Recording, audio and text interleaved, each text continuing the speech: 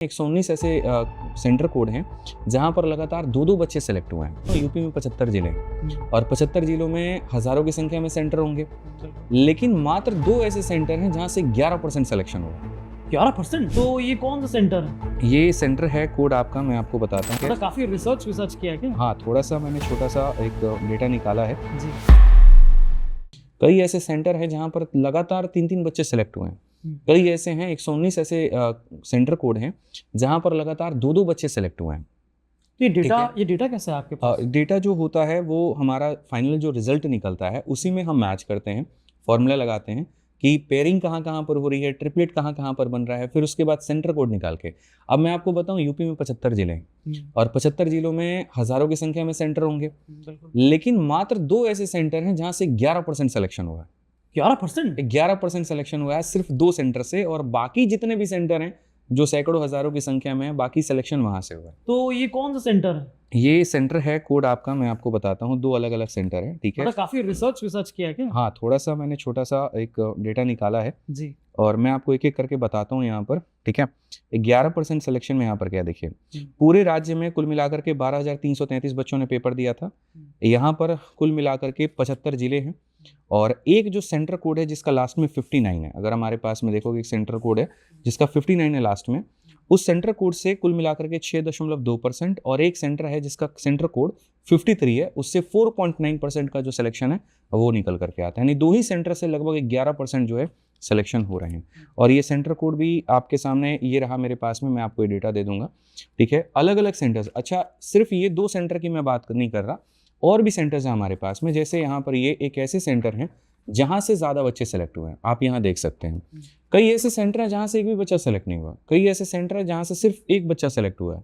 Average अगर आप देखोगे तो 10-15 इतने के करीब में आता है, लेकिन कुछ ऐसे सस्पिशियस सेंटर हैं जैसे 74015, यहाँ से कुछ 40 बच्चे सेलेक्ट हुए हैं।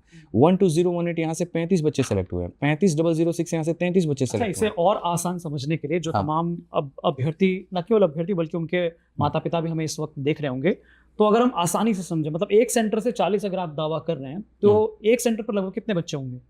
ये तो डिपेंड करता है कि वहाँ का डेमोग्राफिक क्या है, कितने वहाँ पर जनसंख्या है। असल में क्या होता है कि एक पर्टिकुलर डिस्ट्रिक्ट है, वहाँ लोगों की संख्या ज़्यादा है और वहाँ सेंटर ज़्यादा उपलब्ध है, तो उस केस में क्या होता है, किसी सेंटर पर ज़्यादा फुटफॉल हो जाएगा, किसी में कम हो जाएगा। तो ये नहीं बताया जा सकता कि किस सेंटर पर कितना होगा। हालांकि अगर उन सेंटर के लिस्ट निकाल लिए जाएँ और उनमें रोल नंबर देखा जाए तो पता चल जाएगा। हो सकता है किसी में मात्र 100 बच्चे भी पेपर देने गए हों, तो कहीं पर 1000 बच्चे भी पेपर देने गए हो। तो जैसे मैंने आपको ये मैक्सिमम सिलेक्शन बताया, ऐसा नहीं है वहाँ पर कि कहीं में 100 में एक बच्चा है तो 1000 में वहाँ पर कितना होगा, 10 होगा।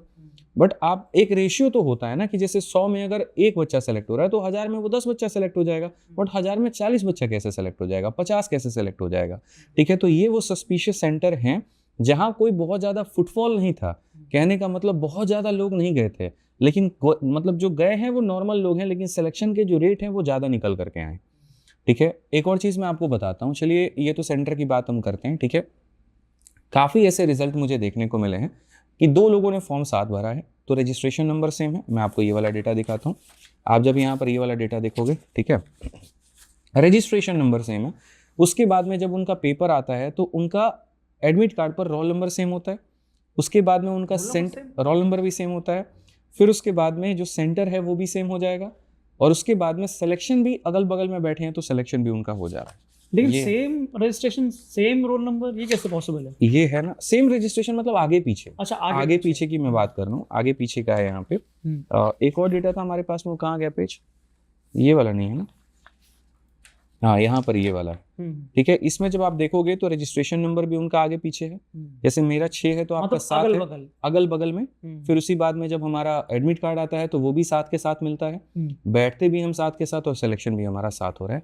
ये इस तरह से है, और ये पूरा लिस्ट जो है हमने भर्ती बोर्ड के ही लिस्ट से पूरा मैच किया। तो ये कितने ऐसे रोल नंबर्स हैं जिसमें आपको लगता है कि अगल बगल सैकड़ों की संख्या में, ये सैकड़ों की संख्या में है। जैसे मैं आपको यहाँ पर बताऊं तो दो लोगों का देखो, ये है, ये 3 रोल नंबर ऐसे हैं continuous roll number sequence of 3 में जब आप जाओगे तो 2501601467, 2501601468, 2501601469, 67, 68, 69 तीनों के तीनों बच्चे लगातार सेलेक्ट हुए हैं। अब ऐसा नहीं है यहाँ पर कि ऐसा हो नहीं सकता है, बट जब हम इसकी प्रायिकता की बात करते हैं, प्रोबेबिलिटी की, जैसे मान लीजिए आप सिक्का उछालते हैं, तो सिक्का उछालते हैं तो दो ही प्रायिकता होती है, या तो आपका हेड आएगा या फिर आपका टेल आएगा, तो 50-50% होता है। बट मैं अगर आपको ये कहूँ कि हमने सिक्का उछाला और प्रोबेबिलिटी 20% की हो, तो वहां पर क्या होगा, वो गलत होगा। अब जब मैं इनका पूरा जब रिजल्ट देख रहा था, मैं आपको एक छोटी सी बात बताता हूँ, कितनी गड़बड़ी थोड़ी सी मुझे सामने निकल करके आई है। थोड़ा सा हो सकता है कि आप लोगों के लिए गणित समझना मुश्किल हो, बट मैं कोशिश करूंगा कि आसान भाषा में मैं समझा पाऊँ, ठीक है।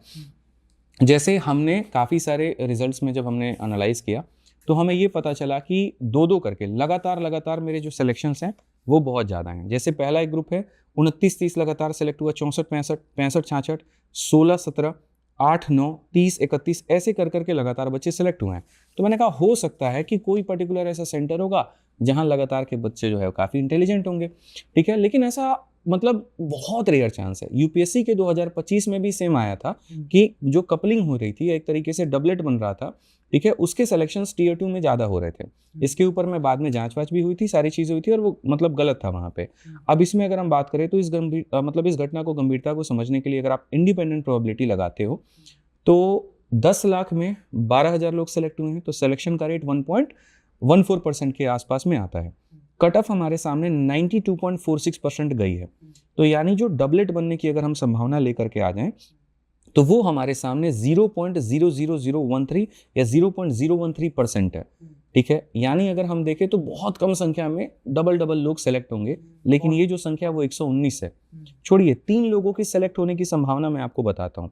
3 लोगों की संभावना 0.000014, यानी अगर लाखों में बच्चा देगा ना, और लाखों में आप एक तरीके से मान करके चलिए कि सिलेक्शंस आप ले रहे हैं, तो उसमें एक बच्चा ऐसा होगा जो जा करके 3 सेलेक्ट हो पाएंगे। तो इन्होंने सारी प्रोबेबिलिटी की ऐसी तैसी वहां पर कर दी है। ये तभी पॉसिबल है, इसके कारण भी हैं, ये तभी पॉसिबल है जब जिस सेंटर पर बच्चों ने पेपर दिया है, या तो वहां के इन्विजिलेटर कॉम्प्रोमाइज्ड हो, ठीक है, या फिर उन्होंने आंसर्स बताए हो, या रिमोट एक्सेस के माध्यम से जो है वहां पर कहीं ना कहीं बताया गया हो। तो सर, जैसे अगर आपके पास इतना सारा डेटा है जो काफी ज्यादा जो है मतलब एक तरह से हैरान करने वाला है, क्या आपने इन डेटा को लेकर भर्ती बोर्ड से संपर्क किया?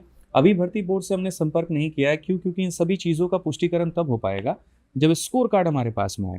तो इसीलिए काफी सारे बच्चों ने आरटीआई भी डाला है इंडिविजुअल लेवल पर कि भैया आप ऐसे नहीं मान रहे तो आरटीआई के माध्यम से आप हमारा स्कोर कार्ड बता दो, ठीक है। बट उसकी भी अभी कहीं पर कोई सुनवाई नहीं है।